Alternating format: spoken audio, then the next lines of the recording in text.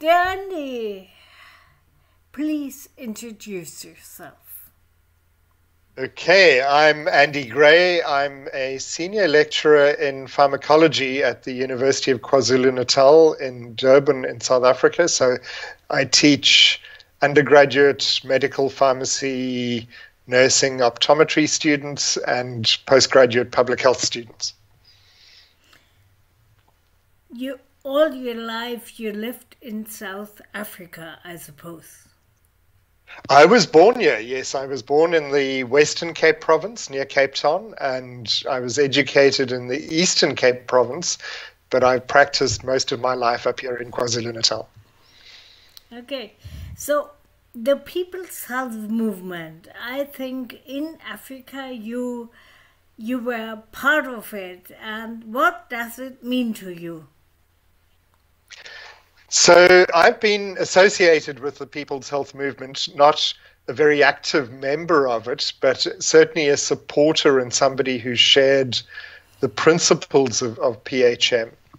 I think it's best encapsulated in the little strapline to their website, which is Health for All Now. There's an activism, there's an impatience, we can't wait for the year 2000 like we did from Alma-Ata. We've got to do it now. And I think that is what attracts me to the idea of PHM. In which area are you particularly committed or feel committed?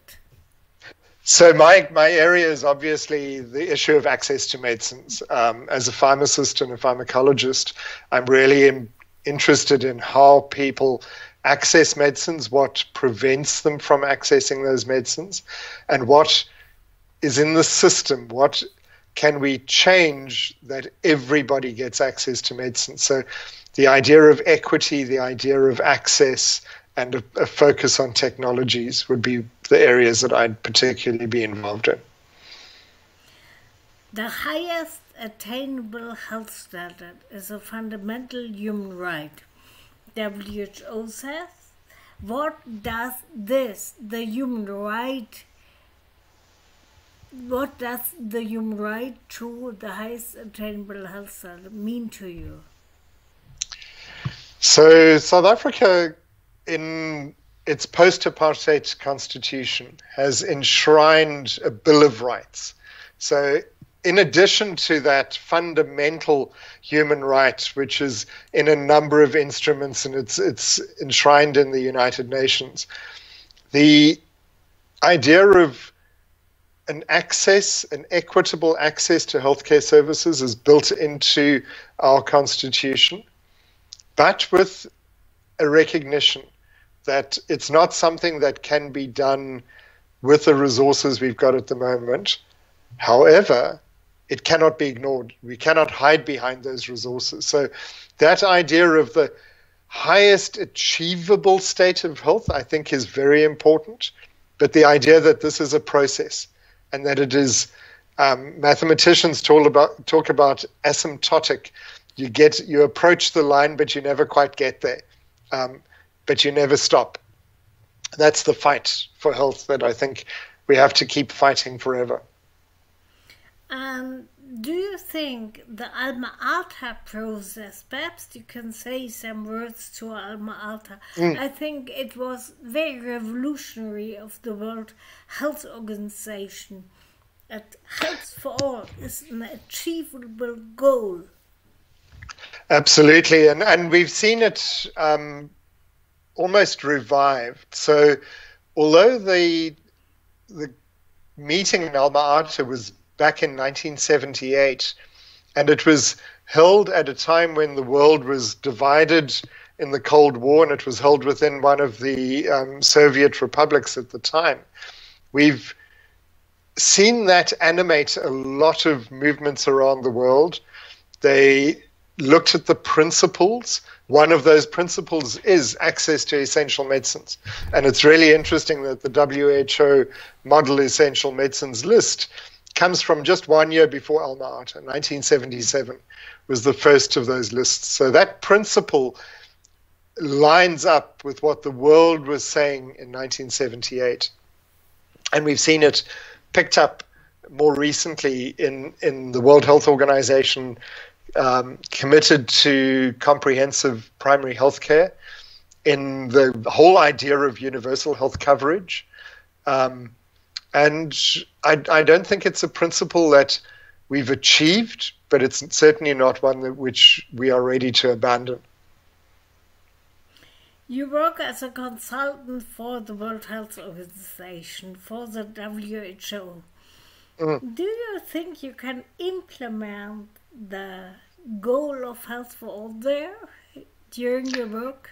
So, yes, I do. And I think it's something which you either accept and you live by and you truly believe that it can be done, or you should get out of the business. So if you are working with the WHO, a certain set of principles always have to be considered. One of those is equity. You can't go in there and say, we'll do this, but only the rich can get it. Or it would be a lovely idea to do, but it's unaffordable. Or it would be wonderful, but the patent holder won't let us make a cheaper version, so we've got to stop. You have to accept what is behind the WHO. And remember, WHO was started in 1948. So it comes from that 1945 San Francisco Declaration, the preamble to the United Nations Constitution, and it runs all the way through. And we see it right to today. When we're doing a guideline, we go through the evidence and we look at the grade tables and we look at p-values and statistics, but then we stop and we say, what are the values and the preferences that impact on this decision? How would the people want this? The people both as the clinicians and the people as the users, the consumers, the patients. And we have to take that into account in absolutely every decision that we make.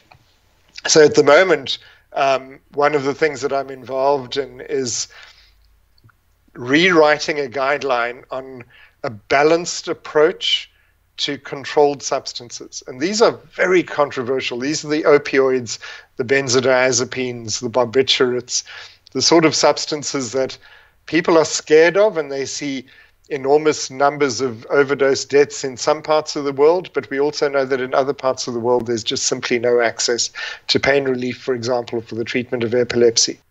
We know that there are problems with overdoses related to some of these controlled substances, but we also know that there's a lack of access in many parts of the world. People don't have pain relief, they don't have treatment for epilepsy, and then we've got the new emerging controlled substances for which the evidence is changing. Things like the cannabis and cannabinoid containing medicines. So that's a good example of where at WHO there's a technical side to it, but there's a very political side to it as well. And there is a real need to ensure that people with a capital P are part of that calculation and inform that policy. Okay. And Andy, you are from South Africa. What do you think is the main point in your country? South Africa still, even 26 years after the formal legal end of apartheid, is reflective of the divisions and the discrimination that was practiced in this country for 300 years.